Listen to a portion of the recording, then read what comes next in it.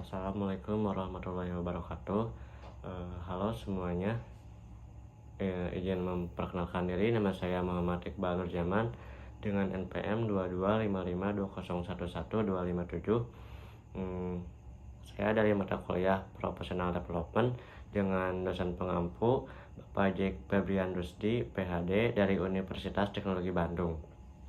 Nah, pada kesempatan kali ini saya akan melakukan sebuah wawancara dengan salah satu narasumber yang bekerja sebagai salah satu operator warehouse di PT Kinenta Indonesia. Halo Kak, terima kasih sebelumnya sudah bersedia untuk diwawancarai oleh saya. Sama-sama dengan senang hati. Ya, boleh kita lanjut ke pertanyaan pertama gitu. Boleh kenalin diri dulu kakak gitu. Nama, posisi, dan sudah berapa lama kakak kerja di PT Kinenta Indonesia? Oke, izinnya memperkenalkan nama saya. Nama saya Eka Maulana Saputra. Posisi saya adalah Suplai ACC pada Produksi Warehouse. Dan saya bekerja di PT Kineta Indonesia. Mungkin cukup lama, yaitu 4 tahun 1 bulan. Ya, baik, sebagai operator warehouse gitu, kerja utamanya itu ngapain aja gitu kak kalau di sana tuh?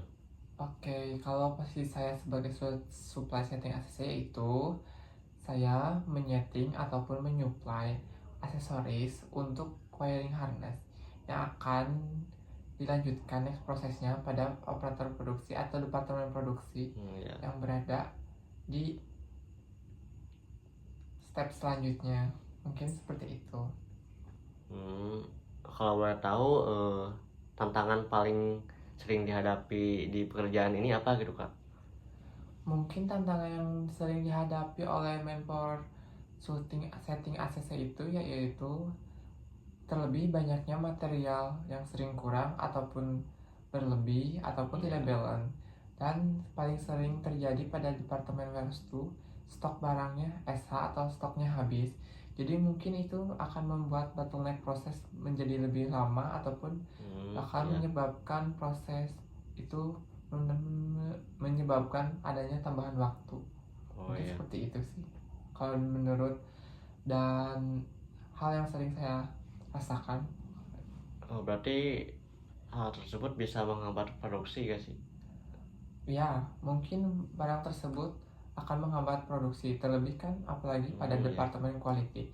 Karena pabrik Kineta Indonesia itu adalah produksinya wiring harness. Jadi barang Ya. jadi yang akan dikirim, kemungkinan barang yang NG atau material yang SH akan menghambat untuk next proses selanjutnya. Ya. Nah, tadi kita sudah bahas sedikit tentang pekerjaan kakak. Sekarang aku mau masuk ke topik pertama gitu, yaitu bagaimana kakak menghadapi situasi di tempat kerja, khususnya yang menghambat atau yang berkaitan dengan emosi gitu. Nah, di tempat kerja ini pernah gak sih ada situasi yang bikin stres? Biasanya karena apa gitu? Oke, mungkin kalau yang menyebabkan emosi saya sering terjadi mungkin Ya. adalah dari rekan partner kerja. Mungkin misalkan eh, kayak Kak Iqbal misalkan ya, Oh ya. kita lagi sedang bekerja, lagi banyaknya dan dituntut oleh output ataupun tekanan dari atasannya. Namun rekan kerja kita tuh Kayak gue support gitu. iya ke support, Oh ya. lebih ke bercanda. Oh ya, bener Kita sih. lagi serius malah dia bercandain kita, kan itu yang membuat kita emosi, kesel. Iya. Yang tadinya kita dikejar target malah keteter lah apalah karena dia, mungkin itu Oh yang iya. membuat saya emosi yang kesel. Dan yang kedua mungkin yang sering membuat saya emosi itu adalah material yang sering kurang, padahal material tersebut telah pas dan telah dihitung secara benar dengan menggunakan alat ataupun apa dengan hitungan yang pas. Namun dari departemen produksi sering mengeluh bahwasannya barang tersebut kurang ataupun hilang. Padahal kalau barang yang sudah di ST dari warehouse ke area produksi itu sudah menjadi tanggung jawab produksi, mau itu barang hilang, rusak ataupun NG. Mungkin seperti itu yang membuat saya sering emosi. Ya. Kalau lagi emosi gini, cara kakak kontrol diri itu gimana gitu biar gak stres?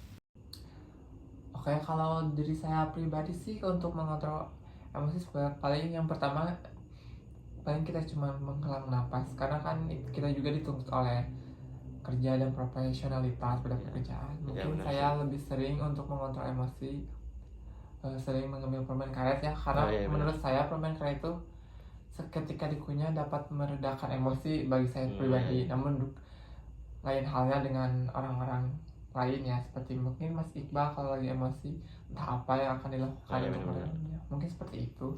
Eh, Baik, mungkin kita akan langsung ke topik selanjutnya, yaitu atau topik terakhir juga gitu dalam pembahasan kali ini. Setelah kita bahas soal tantangan dan tekanan dalam pekerjaan, sekarang aku mau masuk ke topik selanjutnya, yaitu tentang tujuan atau target karir kakak ke depannya. Nah, apakah kakak punya target atau tujuan dalam karir gitu? Tentu saja mungkin ada target dan tujuan Ya, karir pada diri saya sendiri. Tujuan saya dan karir saya adalah saya ingin mengembangkan karir saya ataupun bakat saya, tidak hanya di PT perusahaan ini. Saya ingin mengembangkan karir saya mungkin di tempat kerja yang baru ataupun suasana baru, ya, karena setiap orang kan ingin berkembang dan berkarir iya juga. benar-benar. Mungkin seperti saya pun ingin berkarir dan berkembang jika ada kesempatan, entah itu esok atau lusa. Mungkin saya akan ingin lebih ingin berkarir dan mengembangkan diri saya lebih baik lagi, terutama pada sistem atau metode seperti manajemen pada departemen warehouse, entah itu pada Iya benar. departemen warehouse ataupun departemen lainnya. Mungkin itu yang saya akan ingin mengembangkan, supaya apa ilmu yang saya dapatkan bertambah dan dapat saya ajarkan ataupun saya berikan kepada orang-orang yang membutuhkan ataupun orang-orang yang sekitar saya. Mungkin seperti itu Mumpung masih muda juga gitu. ya, akan mencari Ya, pengalaman ya berkarir. benar-benar. Kalau gitu sekarang lagi fokus ke target apa gitu untuk kedepannya gitu? Mungkin target kedepannya tuh saya ingin lebih mengembangkan karir ya, karir dan minat saya, entah itu pada dunia industri ataupun non industri. Saya ingin berkembang lebih baik lagi, menjadi pribadi lebih baik, dan Ya, kalau bisa menjadi pribadi yang dapat berguna atau bermanfaat pada orang di sekitar saya, entah itu teman, saudara ataupun keluarga. Mungkin itu sih ya. tujuan saya.